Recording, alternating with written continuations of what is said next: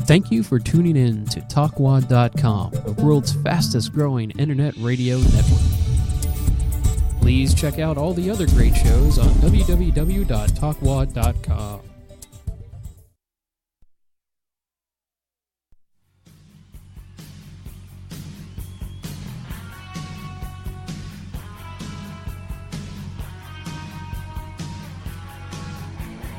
Welcome, America, to Amendment1Radio.com, where your First Amendment rights are still safe to say what's on your mind.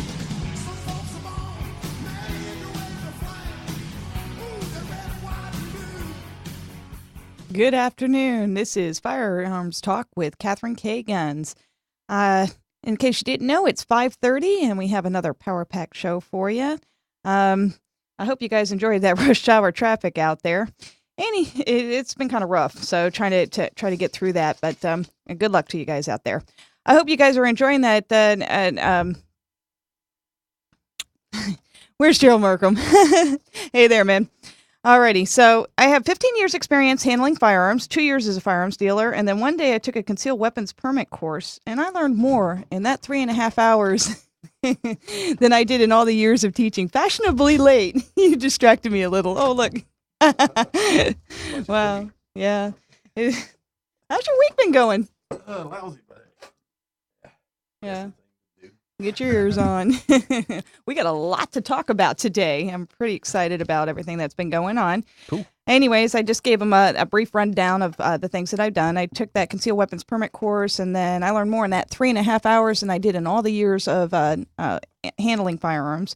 And then I became a firearms instructor, and then, I went on from there. I became an armed security guard, and I work as a range officer, and those are the things about me. And a little bit about yourself? Yeah, still crazy. Yeah,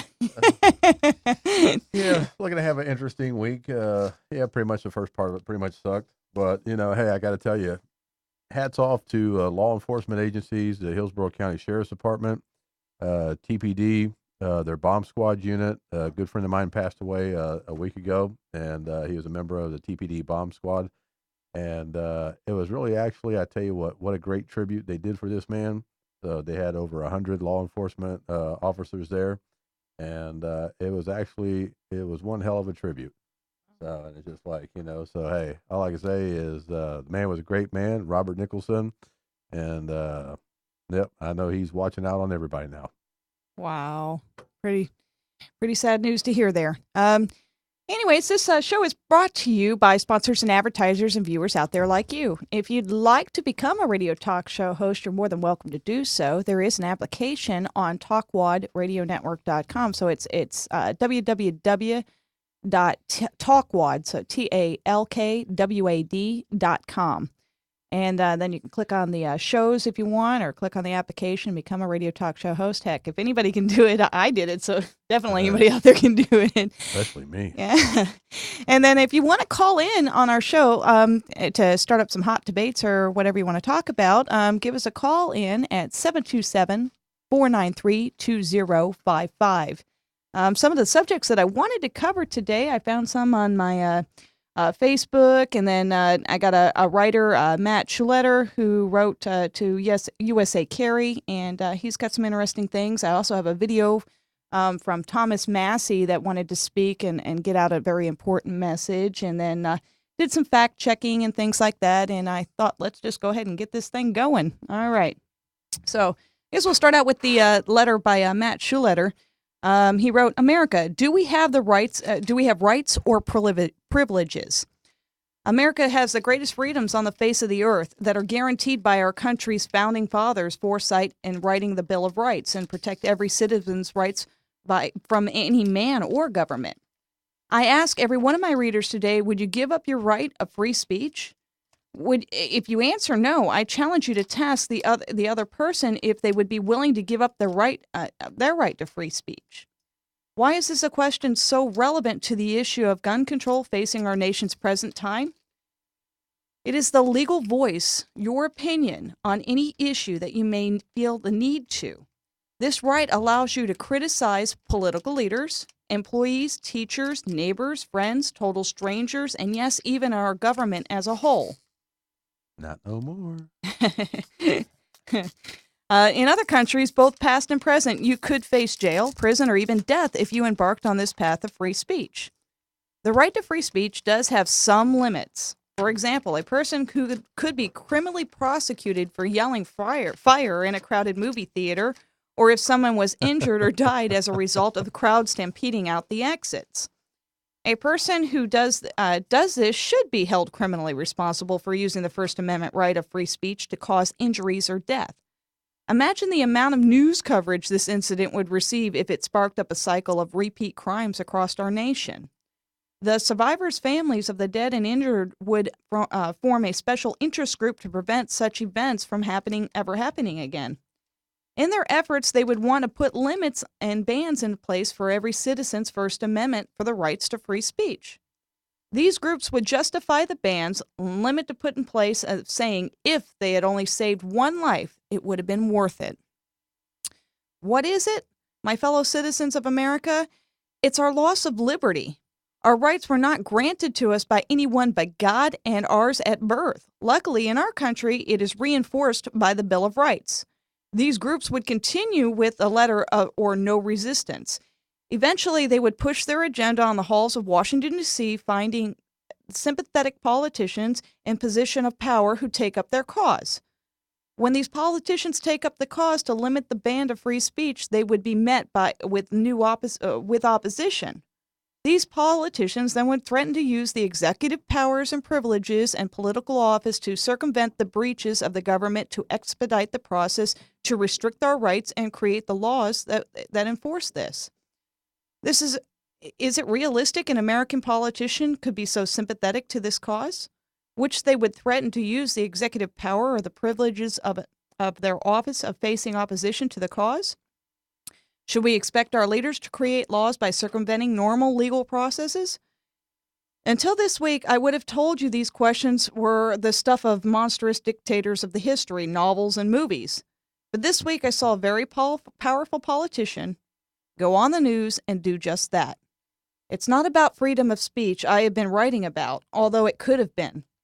Politicians and political parties are willing and openly say that they would violate the Constitution of our Bill of Rights. Once this point is reached, how far are they willing to go? How many rights will they pick and choose to remove, and what's left for us? Weren't these rights guaranteed to us by our founding fathers through the Bill of Rights? Why do these politicians feel so threatened by some of our freedoms? These privileges are what children are given and can be modified by parents with or without good reason. As an American citizen, I should not have had a reason to suspect our leaders would attempt to take away our rights granted to us under the Constitution of the Bill of Rights. No American should suspect our leaders would create laws that single out any one group of citizens that violates the right of American citizens. However, one of my favorite subjects was in high school history. Some figures come to mind. They disarmed the citizens after coming to power, and then they continued to take the rights at a rate that did not alarm their citizens. Eventually, these leaders and their political parties committed some of the greatest atrocities ever known in history. History will remember Turkey's dictators, and he goes on to list off quite a few of them, including Adolf Hitler and the genocide of the Jews. So that's Matt Schuller's view on that, which he's a retired deputy sheriff from Lake County Sheriff's Office located in South Dakota with over 19 years of combined experience in the corrections and law enforcement, and held the positions of firearms instructor in the DARE officer with the Lake County Sheriff's Office till his retirement. He is also an NRA certified pistol instructor and owner-in-chief instructor of the Schuletter Firearms Instruction. And Matt's goal is to provide the best information possible for those who share his interest in shooting firearms. Matt's goals is also include providing the best training courses possible for his students who attend his course offering. Definitely an interesting article, especially the part about Adolf Hitler. And a lot of the different, because a lot of different names that you didn't go over, some were Muslim, some were other stuff like that. But actually what's really funny about it, and most people, they're not paying no attention, It's like, okay, if you really want to know the similarities, it's called Welcome to the Patriot Act, because we gave our rights away with that because we got scared because the boogeyman was in our backyard now when he blew up the Twin Towers. Then we came in with Obamacare, which actually does some damage to your rights as well as far as your medical aspects. Just to pipe in on that, it's wrong when they're exempt from it. Hello, is that not a red flag? Yep. I mean, and that's the worst thing of it all. And, and people don't understand that, they really need to pay attention, because pretty much everything that you just said in that article is the same exact thing that is happening in America right now. Oh, yeah. This And, is current issues. Everybody's got the ostrich theory. If I bury my head in sand, it'll go away. Well, their theory is the way that they do this. You know how you boil a frog? If you put a frog in hot water, he's going to jump out. But if you put him in cold water and you slowly turn up the heat, that's how you do it. That's what they're doing. Yep. So, that's just personal opinion, but it's out there. And then I got another letter from somebody that told me to check this out on Facebook. And it's a Senate committee approves the assault weapons ban. And this was published on March 14th in 2013. And it says the Senate Judiciary Committee on Thursday approved a renewed assault weapons ban, advancing the measure to the Senate floor, where it would face intense resistance from Republicans and other gun right supporters. The bill was approved by the committee on a party line, 10-8 vote. Chief sponsor Senator Dianne Feinstein of California says that she knows that the road is uphill for the legislation, but it sought her to press her colleagues in to consider the bill. Well, hell, if the road's uphill, somebody ought to hit her with a truck. She's an ignorant bitch. Yeah.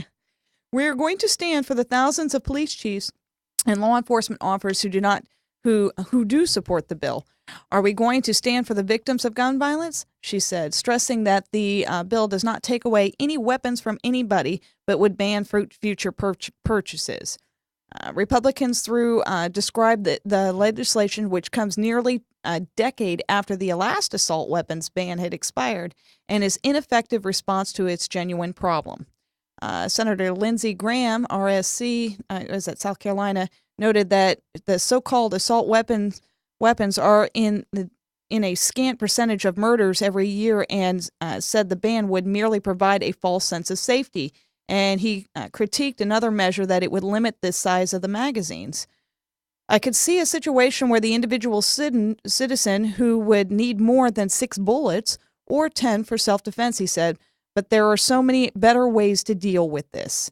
The vote comes after the Senate Judiciary Committee advances bills earlier in the next week to enact near universal background checks and combat gun trafficking.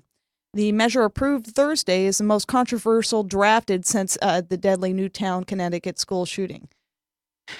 This kind of makes me sicken a little bit, because what they just said right there is such fearful words, but gun trafficking is illegal. Yeah. Well, that's even like, most people, you sit there and you hear about Fast and Furious and you think about the movie with Vin Diesel. Well, guess what? It was us as government that was shipping the so-called guns that were supposed to have been destroyed and melted down, that was shipping down to Mexico, to where they would send it down to the drug lords and stuff. And, the crazy thing is those guns made it back in the United States and remained killing people. And it's just like, and this is what we deal with. Yeah. Unbelievable. Huh. So, but once it reaches the full Senate, probably in April, the measure faces heavy opposition by the Republicans and some moderate Democrats as well. Feinstein acknowledged that she needed more backing if it had to stand a chance on the floor. And even then, it's hard to imagine the circumstances where a Republican-controlled House would allow that measure to proceed. I'd like to see everybody doing more, Feinstein said on Wednesday when she asked if she'd like more assistance from President Obama. Yes, absolutely. We need more help. We have the 800-pound gorilla out there, reference to the potent National Rifle Association. Obama made an assault weapons ban part of the gun curbs he proposed in January, a month after the shooting with the assault rifle killed 20 first graders and 6 educators in the school of Newtown, Connecticut.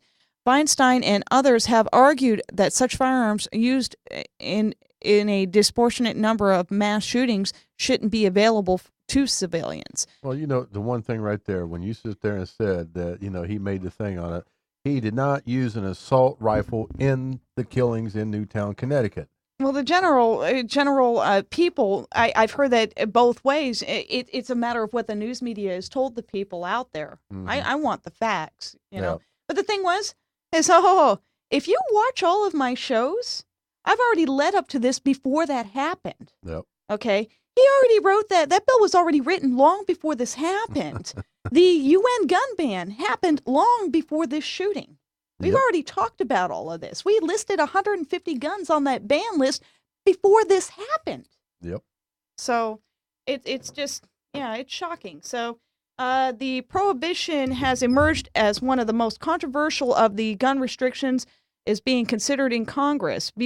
Foes of bearing the weapons say law-abiding citizens should not lose their Second Amendment right to own the weapons, which they say are the popular for self-defense, hunting, and collecting. Feinstein's bill would also ban large-capacity ammunition magazines carrying more than 10 rounds, which she and her allies say allow shooters to inflict more casualties before pushing to reload. We already showed a video 3 shows ago about how easy it is to change a magazine or just grab another firearm. Yep. These are tools out there, and I know it sounds so harsh to those that don't understand, but they're tools. A gun is not going to kill somebody. It's the person behind it. We have moral obligations and responsibilities. And that's why if you choose to get a firearm, arm yourself with the education and learn how it functions and know what to do with the firearm. Don't wait till the last second. Otherwise, you'll end up being another statistic that'll back them.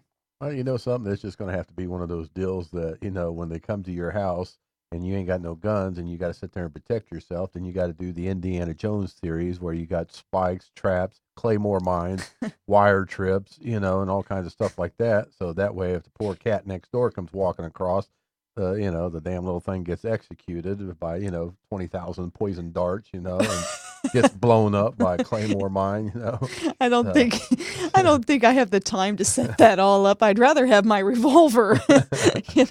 That'd be more fun watching them run and blowing stuff up. You've watched a lot of movies. Blowing up a lot of shit too.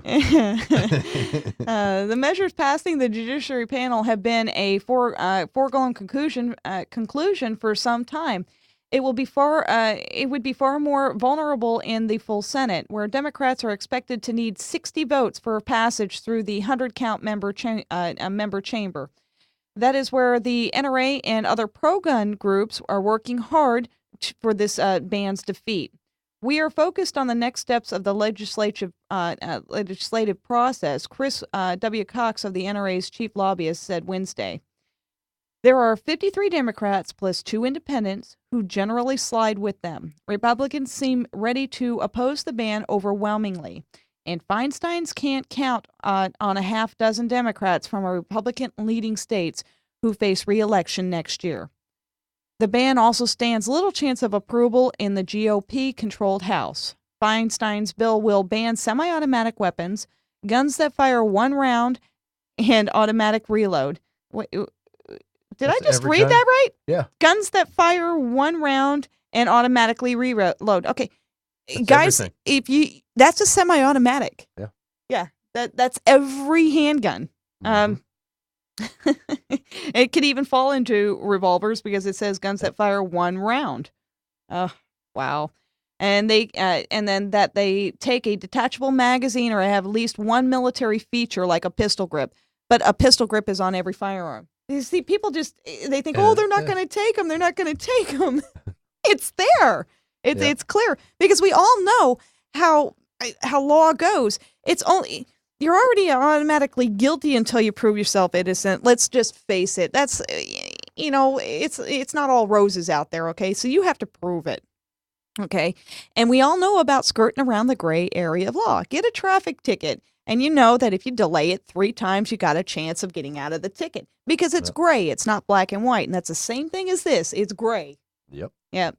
So it specifically bans 157 named weapons, which is more than the 150 that I said. Mhm. But in an effort to avoid antagonizing those who use them for sport, it measures allows 2,258 rifles and shotguns that are frequently used by hunters. Um, I know of a lot of rifles and shotguns, but I don't know about 2,000 different rifles and shotguns. I don't know if those stats are quite right on that. I'd say Uh, probably not. yeah, it it also exempts any weapons that are lawfully owned by whenever the bill is enacted. Feinstein is a leader in the passage of the 1994 ban on assault weapons and high capacity magazines. Congress failed to renew it when it expired in 2004. You know what's actually interesting about that is the fact that when they say that she was a leader in the passage of the ban, 1994, it is 2013. This bitch has been in office for almost, 20 years, 10 years, Yeah. you know? And it's just like, she has no reason being there. I mean, flat out, she's not done anything that's really been anything interesting. And, and this is why I tell people on my show that, hey, get rid of these people. You got to get rid of them. And if you want to sit there and cut deficits and stuff like that, then what you do is you get rid of them and you take their pay away from them. Well, they don't like that. And people fail to remember, or I know a lot of people remember, but there are some people out there that are just kind of numb to it. Our taxes pay for them. Yep. And they don't want to accept cuts, yet it's our money that's paying them, and we're suffering all the cuts, right down to education, and it just goes on and on and on. Well, they got to dummy down America. Wow. Yeah. Yeah. Keep them dumb and stupid, then they can't sit there and fight. That's right. That's right. So there are no definitive figures on assault weapons or high-capacity ammunition magazines in the U.S. since there are no government registries on firearms, or the Congress has curbed the federal research on guns since the late 1990s.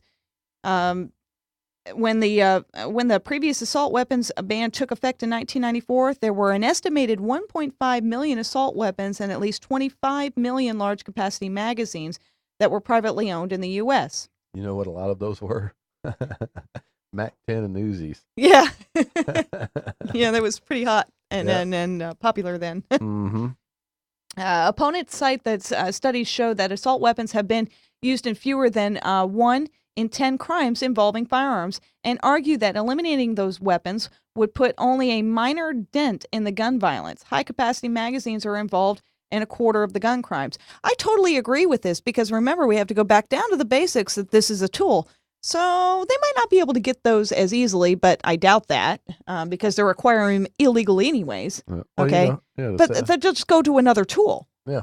Yeah. Yeah. Anybody ever remember the name Timothy McVeigh? Yeah. He didn't use no gun. That's right. He went to Home Depot and bought fertilizer. Yeah.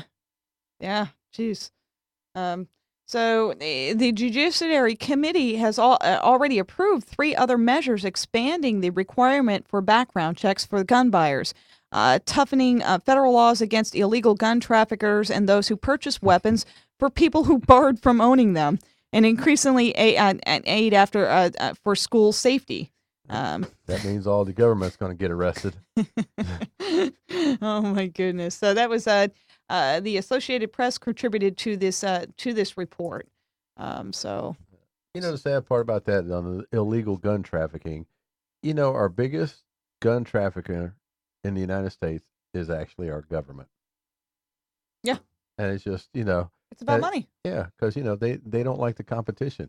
Mm-hmm. So or they'll traffic it from one country to start a war to fund their income. Yep. Because they can't get it all from the taxpayers, but now they're starting to. They're starting to pinch us dry. Well, that's even like the war in Afghanistan. When we was over there chasing the boogeyman Bin Laden there. The funny thing about it was the United States government was paying the Taliban $4 million a year to use one of their main streets, and it's just like, you're going to pay to use their street that they know that you're going to be driving on, but yet you're still going to drive on it, and you're going to put these people's lives, in harm's way, and yet that's cool to do.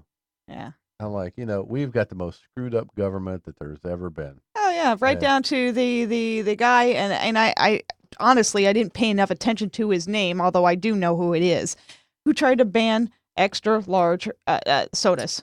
Oh, that jackass. I mean, this is up so stupid. there. Yeah. That was and he did it. Bloomberg. Yeah, But I Bloomberg. knew it was Bloomberg. I figured that enough people would probably scream or call in on that one. Yeah. It's just like unbelievable. And it's just, and what really makes me laugh is the fact that they let this guy do this. Yeah. Waste of taxpayers' money. Yeah, because if it was me, I'll tell you right now, I'd go get one of them super big gulp cups that you buy for $5 at a 7-Eleven. I'd fill the damn thing up and I'd walk right down the middle of New York Avenue. And if they come to arrest me, then I'm gonna sit there and say, "Well, brother, I'm gonna tell you what, I am going to sue you so much with every aspect of the Constitution that I can hit you with. Let's see how well your deal works with your soda cup then." I just think it's stupid, ridiculous. Yeah. I mean, you're going to regulate us right down to what we can eat and what we can't drink and how much of it that we can do. Yeah. And then they, of course, made it a felony to even protest it against a president or any of his, cronies. Yep. And then now they're going to disarm us. Yeah. It's coming. It's coming. There was a very important message from Congressman Thomas Massey, and if you're ready there, Techie, could you drop it in so that people can hear this? I'm not the only one who thinks the same way. My jaw just hit the floor. After reading through President Obama's laundry list of radical anti-gun initiatives, it's clear that the gun grabbers are going for broke. The Feinstein gun ban, combined with the coming war over the United Nations' so-called Small Arms Treaty, could mean what I can only describe as the effective end of the Second Amendment in America. This is Congressman Thomas Massey from Kentucky with an urgent message. With the national media whipping up anti-gun hysteria to a fevered pitch nationwide, the gun grabbers are doing everything they can to cash in on the tragedy in Newtown, Connecticut. And the Feinstein gun ban is one scheme at the top of President Obama's list. Make no mistake, the new Feinstein gun ban is far more draconian than the earlier ban, targeting virtually everything: rifles, shotguns, and even handguns. Worse, it will likely not include grandfather clauses, and the gun grabbers might even go for outright confiscation. As Senator Feinstein said, admitting her ultimate goal, quote, "Mr. and Mrs. America, turn them all in," unquote. And if that's not bad enough, the United Nations is finalizing their radical Small Arms Treaty right now, setting the stage for a full U.S. Senate ratification showdown right on the Feinstein ban's heels. The gun grabbers have successfully kept many of the details of the treaty under wraps for now. But looking at previous attempts by the UN to pass global gun control, it's a safe bet the UN is working to force the U.S. to enact tougher licensing requirements, making law-abiding Americans cut through even more bureaucratic red tape just to own a firearm legally. Confiscate and destroy all unauthorized civilian firearms. All firearms owned by the government are excluded, of course. Ban the trade, sale, and private ownership of all semi-automatic weapons. Create an international gun registry, setting the stage for full-scale gun confiscation. To the petty dictators and one-world socialists who control the UN, the United States of America isn't a shining city on the hill. It's an affront to their grand designs for the globe. And the UN's apologists also know the most effective way to finally strip you and me of all of our freedoms would be to destroy our gun right. Their willing anti-gun accomplices back in this country are eager to play along, tossing common sense and cold hard facts aside. But the truth is, increasing gun sales in America have led to an overall drop in violent crime. The same is true all over the world. Studies show countries with low rates of civilian firearms ownership are the most violent. Countries with high rates of civilian firearms ownership are the safest. Just look to nearby Mexico if you want to see an example of the gun grabbers' idea of utopia. Their gun laws are so strict, there's only one gun shop in the entire country. Drug gangs effectively rule large areas, and many places in Mexico are cesspools of violence and murder. President Obama's adopted hometown of Chicago, a city infamous for its draconian gun laws, is hardly any better. That's why I've agreed to help the National Association for Gun Rights fight back to stop the assaults on our gun rights and to help lead the fight against the gun grabbers. The National Association for Gun Rights is tough. They're principled. And they know how to win. And the good folks at NAGR have crafted a special online Second Amendment protection directive that I hope you'll agree to sign immediately. These directives make clear to my colleagues in Congress that voting for gun control will mean the end of their political careers. But with President Obama, Sarah Brady, Mayor Bloomberg and all the gun grabbers doubling down. This is only one small part of the National Association for Gun Rights program. They're going to have to pull out all the stops to alert and mobilize Second Amendment supporters all over the country. In fact, in just the next 2 weeks, they're hoping to contact over 14 million pro-gun Americans through mail and email from all over the country to turn up the heat on Congress. And if they can raise the resources, the National Association for Gun Rights will also launch hard-hitting internet, radio, and TV ads. This entire program combined is exactly what's necessary to win this fight. But none of this can happen without the support of good folks like you. So I hope you'll agree to make a generous contribution of $50 or $35 to the National Association for Gun Rights. Every dollar will be put to immediate use. The stakes could hardly be any higher. Without your support, I'm afraid we could be heading straight for a gun control nightmare. So please agree to sign and return your emergency Second Amendment Protection Directive and make your most generous contribution of $50 or $35 to the National Association for Gun Rights today. Wow. Very interesting, that's for sure. Well, if anybody's got any opinions on that, you're more than welcome to call in on our studios, which is 727-493-2055. Back now to probably a little bit more of a calming subject because it always riles me up so much. There was an article that was written by another one of my favorite writers, by Jason Hansen, who is talking about catching the snubby revolver. I recently finished reading the book Amarillo Slim in a World of Fat People, full of fat people. It's not a gun book, but it's a very entertaining read about life as a gambler. In the book, he mentions throughout his gambling days that he always carried a .38 Special Snub Nose revolver in his pocket. I imagine there are still plenty of gamblers that you can find in these seedy bars who have this gun in their pocket today. But then again, so do lots of Americans, myself included. The particular snubby I have is a Smith & Wesson Model 642 Continental Airweight. And the fact is that the .38 Special Snubby revolver has been around since the late 1800s and is still one of the most popular firearms in the world. This particular gun happens to be on my mind because it's one of the many I have stored throughout my house in a quick opening safe. And just the other day when I was near the safe containing this gun, I heard a knock at my back door, and now nobody ever comes to my back door, so let alone my front door, just because most people we don't know where I live. So when I heard the knock, I quickly opened up the gun safe and then slid the snubby revolver into my pants pocket. And then I stared out the windows, and I didn't see a criminal or anything requiring my gun, but it was just simply my neighbor. She was having trouble getting into her house and needed my help. Besides the ability to easily carry it around in my pants pocket, the other reason I love the snubby revolver is because it is an easy gun to cache. It can fit in the smallest of containers, and it can quickly be buried in a place that you find appropriate. Although I would never bury my gun. I just wouldn't. Well, at least actually the cool thing about it is if his neighbor's door was having a problem, he could whip it out and shoot the damn knob, and get in that way. Either that or she could sit there and say, "Hey, buddy, are you happy to see me, or is that a gun in your pocket?" It's only in the movies. And guys out there, I just want you to know, we often don't do what Gerald says what he says. These are fantasies and movie things, and he's just making a funny joke. I hope you guys didn't take him seriously, because if you shoot the doorknob, you know about ricochet, right? Yeah, well, that's why you got to use a 12-gauge double-aught buck. Oh, yeah. And you ain't got to worry about no ricochet. There won't be a door. That's the idea.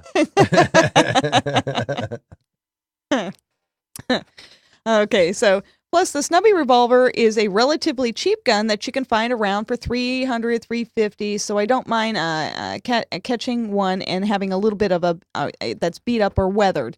Even though I recommend Mylar bags for catching the guns and ammo. So what's more, there are plenty of used snubbies out there that you can get for even better prices if you look around. Also, speaking of the catches and snubbies, here's a little food for thought. With all that's going on with guns and politics, just imagine if the government came and tried to take your guns right now. And I know many people believe that it's far-fetched, but just humor me. If the government knocks on your door this afternoon and all of your guns are in your house, and all of your eggs are in one basket, again, just food for thought, maybe you should consider getting a snubby revolver and catching it in a safe place. With that being said, if you were going to add to my snubby revolver collection today, donations are always welcome. That is kind of funny. Me too, right? Yeah. How about we do the gun buyback? You just I'll give you better than $50. Okay. Ain't that a crock? I'm telling you. In fact, they just did one. I think it was hosted in Lakeland or somewhere around in this Tri-County area where they nobody showed. Of course not. We're not stupid. So with that being said, if you were going to add to my snubby revolver collection today, donations are always welcome. I would stick with the Smith & Wesson and Ruger as my eyes that they make best, and Colts are good for me. Yeah. As far as the ammunition, that ammo that I'll be using right now is Winchester PDX-1. That's a 130 grain jacketed hollow point. And then my personal preference, I like the Hornady tap. I think those are really nice rounds. So I thought that was a really neat article written by Jason Hansen.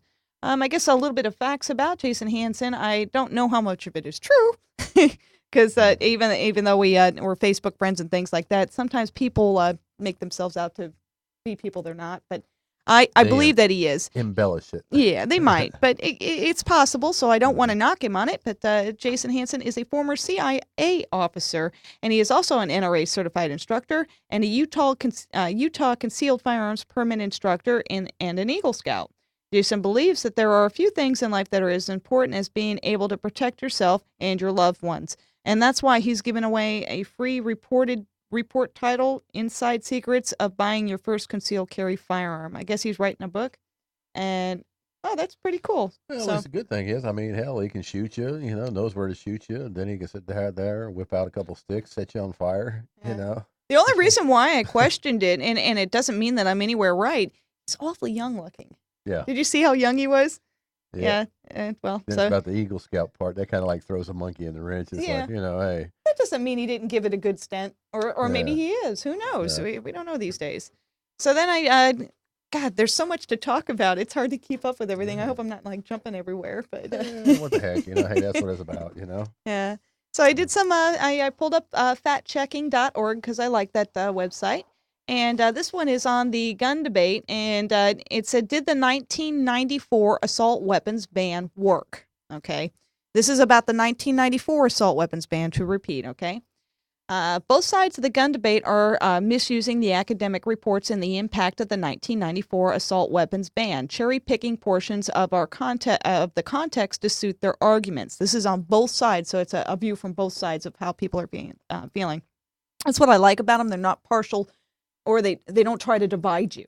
Yeah. They're just straight up, okay? So the context, cherry picking the portions of context to suit their arguments. So on this side, they say Wayne Lapierre, Chief Executive Officer of the National Rifle Association, told the Senate committee that the ban had no impact on lowering crime. Both studies cited by Lapierre concluded that the effects of the ban were still unfolding. And when it expired in 2004, that it was premature to make a definitive assessments on the ban's impact of gun violence. Conversely, Senator Dianne Feinstein, who was introduced a bill to the Institute of the New Ban Assault Weapons, claimed that in 1994 ban was effective in reducing crime. And that's not correct either. The study concluded that we cannot clearly credit the ban with any of the nation's recent drop in gun violence. The only reason that you can actually say the drop in gun violence happened is because grandma's got a gun. Yeah. So doesn't, her husband, so granddad's out there in the barn, he's got a gun too, Yeah. So you don't know what you're walking up against if you decide you want to be a smart ass and think you're going to go mug somebody or rob somebody. And, and if you got the cojones to go do it, hey, I hope you get what's coming to you. Well, just on our last show, we were talking about that, where they interviewed some criminals that are sitting in jail, and they're not afraid of the gun ban. No. So the final report concluded that the ban's success in reducing crimes committed with banned guns was mixed. Gun crimes involving assault weapons declined. However, That decline wasn't offset throughout the least of the late 90s by a steady or rising use of other guns equipped with large capacity magazines. Ultimately, the research concluded that it was premature to make a definitive assessments on the ban's impact on gun crime, largely because the laws grandfathering millions of pre-ban assault weapons, large capacity magazines ensured that the effects of the law would occur gradually and that they're still unfolding. And then the ban expired in 2004. Competing claims. Now, both Wayne Lapierre and Feinstein's are lifting parts of the reports out of context to bolster their arguments and against the renewed ban. Testifying before the Senate Judiciary Committee on January 30th, Lapierre said that in 1994, the ban that independent studies included one of the Clinton's Justice Department proved that the ban had no impact on lowering crime. The testimony of Lapierre submitted to the committee cited the first of the three major studies on the ban. This one by Coper and Jeffrey A. Roth in 1997 in a footnote to support that claim.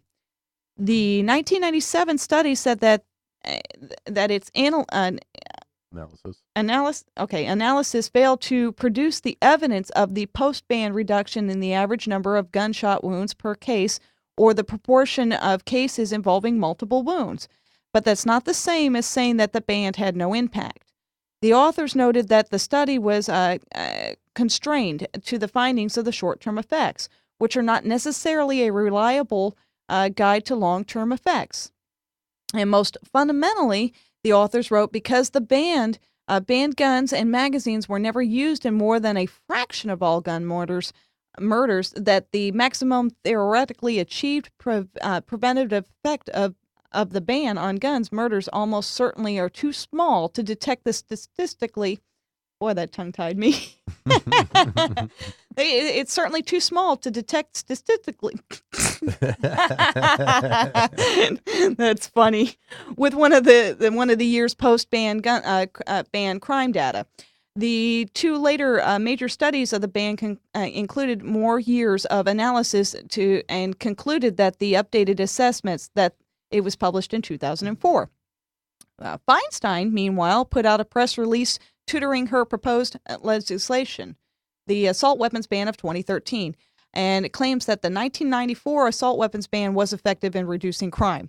Specifically, Feinstein press release cites that the Justice Department's study of the assault weapons ban that it says found that it was reasonable for a 6.7% decrease in the total of gun murders, holding all the other factors equal. And this citing in the 1997 study that the use of assault weapons in a crime declined by more than 2/3 by 9 years after 1994 assault weapons ban took effect.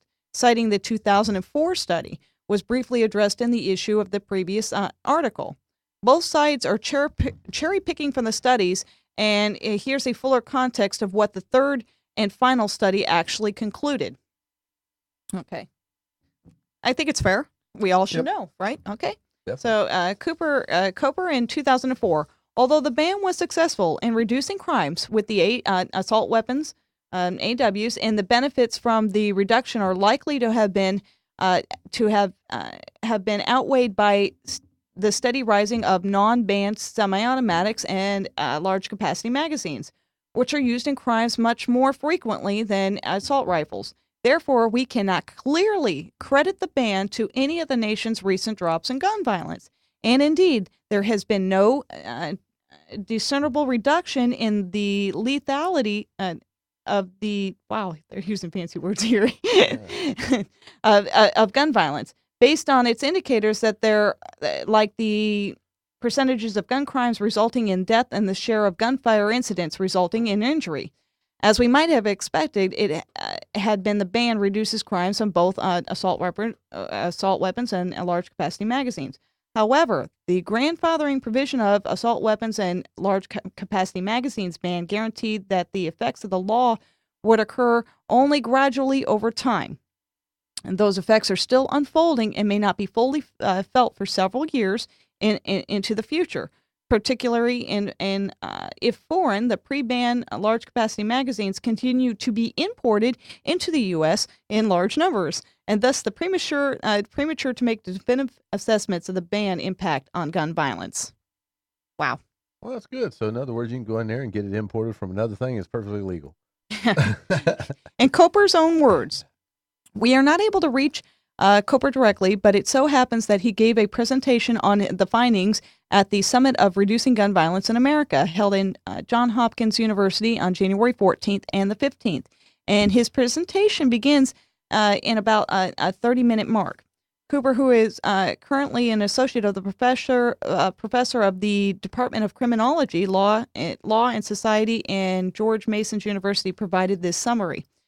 Cooper, on January 14th, what we found is that these studies was the ban had mixed effects in reducing crimes with the banned weaponry due to the various exemptions that were written into the law.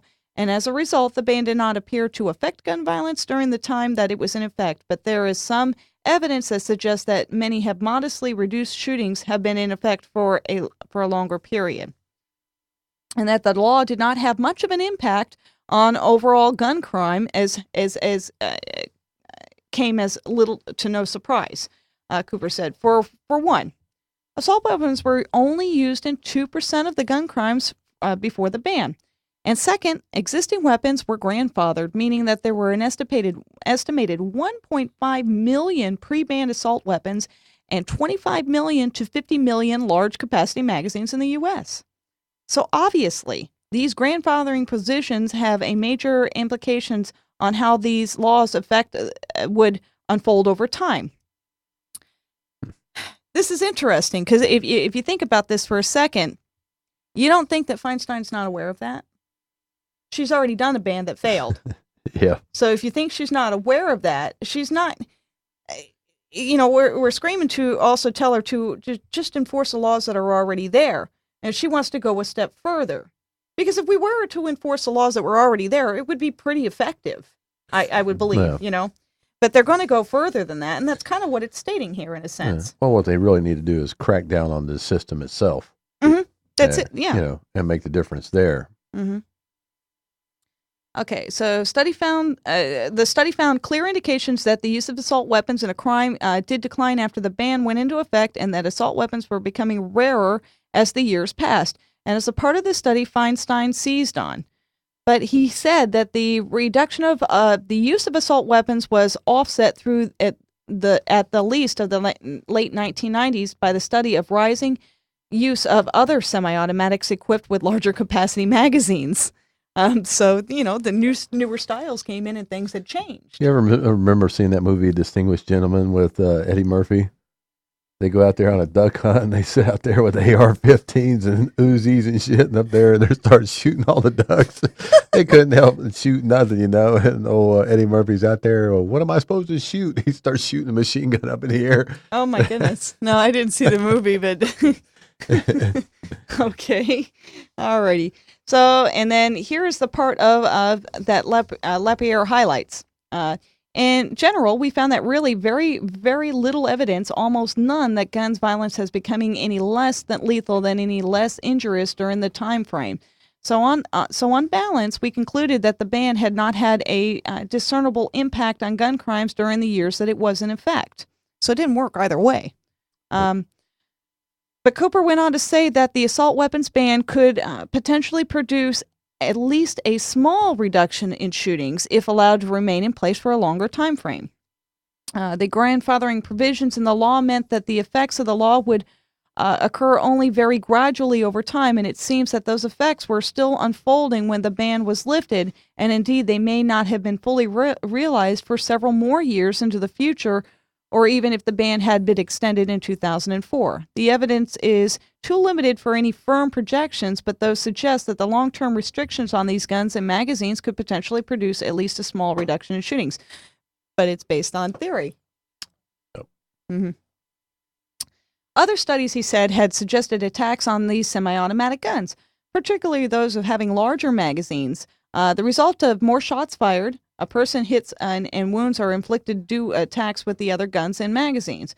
Another study that handguns attacked in Jersey City during the 1990s, he said that the estimated the incidents involving more than 10 shots fired accounted between 4 and 5% of the total gunshot victims in this sample. Cooper on January 14th. So what this is doing is going back and forth on the arguments. So using a very tentative guide that the high enough to suggest that the eliminating or greatly reducing crimes with these magazines could produce a small reduction in shootings, likely something less than 5%. Now we should note that the effects of the magnitude could be hard to ever measure in a very definitive way, but they nonetheless could have non-trivial notable benefits for our society.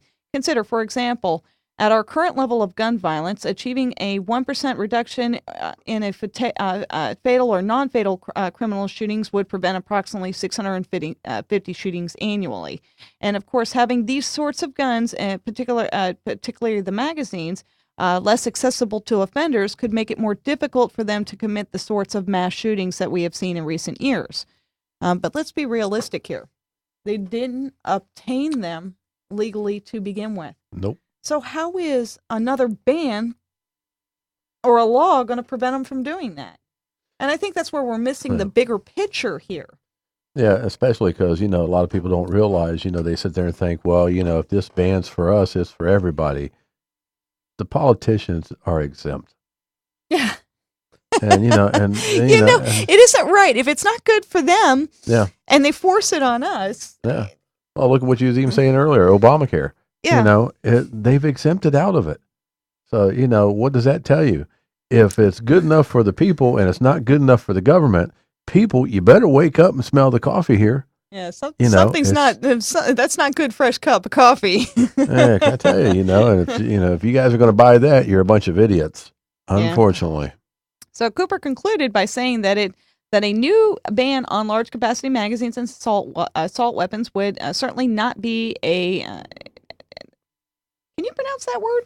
He used a big old fancy word there. Certainly panacea? Not be a panacea for gun crime, but it may help to prevent further spread of particularly dangerous weaponry and eventually bring small reductions in some of the most serious and costly of gun crimes. That kind of guarded language may not make it for great sound bites, but for either side of the gun debate, but more accurately reflects Cooper's findings in this conclusion. Oh. Panacea sound like a sandwich you get from Panera Bread. Yeah. Well, we'll have to look up that word. Yeah, really. But I like being able to see it from both sides. Just like we had that one guest, I don't know, it was about 6 shows back, who was a liberal. Mm-hmm. And he said, I left a stain on my show. You guys have to check that one out, even though he definitely agreed with a lot of what we were saying. But I put up a cartoon that really kind of offended him. And I feel kind of bad about it because this is what's happened is they're actually dividing us. We're still all human. Oh, they're saying, oh, if you're Democrat, then you're this way, and if you're Republican, you're this way, and then. Yeah, see, I'm rubbing off on you. Yeah, right. All of a sudden, this is kind of slightly leaned towards a political thing, but guns and politics have always gone together. Yeah, and that's the whole thing. I mean, and people need to sit there and wake up and smell the coffee here because everybody says, oh well, I'm going to be a Democrat, and it's just like it's what got us in the problem that we're in. Not to mention the Republican Party too. So, there is no lesser of two evil people. And, and that's what really pisses me off because I hear so many people say that all the time. And it's just like, guess what, folks? You hired these idiots back in here again. So, and it's just like, hey, how'd that last 4 years of hope and change work for you? And, same thing with, Bush. No, I think we're all just struggling to survive now. That's basically what it is. I feel you people out there, paycheck to paycheck. It sucks, man. God, you ain't kidding there. Yeah. So there was also another important notice that was put on my Facebook, and I thought I would share it with everybody because I am definitely doing it, and I hope you guys join me in doing this. So please, I've got it on my Facebook. I'm going to repost it, and I'm going to Facebook to everybody out there. But what they're asking is don't pump gas on April 15th of 2013. So, do it. If running low, just get your gas the day before or on the April 14th, the day before, and the day after on the April 16th. Every little bit helps. So what they're trying to do is try to get I wonder if I can read it. Okay, so it says, oh man, it clicked off of it. Me and my computers, I'm telling you. And I think that happens to me in every show, right? And I've lost it. There it is. Okay. So in April of 1997, there was a great gas out. And it conducted a nationwide protest of gas prices. Gasoline prices dropped 30 cents a gallon overnight. So on April 15th of 2011, the internet users are not to go to the gas stations and they didn't go to the gas stations in protest of high gas prices. And now gas is over $1.20 a liter and $3.87 in most places. So if all of the users did not go to the pump on the 15th, it would take is that 2 million or is that 2 billion? 2 billion. 2 billion. That's almost 3 billion out of all the oil companies' pocket for just that one day. So please do not go to the gas station tomorrow. That's April 15th. And go. Get your gas tonight, or string it over to the 16th, so that we can make an impact and have them drop these gas prices too, because that's just outrageous. Yeah, I can comply with that, great, because I ain't got no money to buy gas, so I don't worry about it. Oh man! Alrighty, I wanted to thank everybody out there for listening to our show. This is Firearms Talk with Catherine K. Guns and Gerald Markham. And if you want to become a radio talk show host, all you have to do is go to talkwad.com, and so it's www. talk.com. So www.talkwad.com, and you can become a talk show host and get your voice heard out there. It's the world's largest, to me, the world's largest radio network. I mean, because we're worldwide. We're not just statewide, countywide. We're worldwide, and that's what makes this stuff so awesome. And so if you want to become a sponsor or an advertiser, we certainly would like to have you guys get on board. And anytime you want to do that, you can give us a call on our show, which is 727-493-2055. Or you can go right there on the talkwad.com and, get in contact with the people you need to. Or if you just want to throw money at us, hey, we're here. Woohoo! All righty, guys. You have a wonderful night out there, and thanks for listening.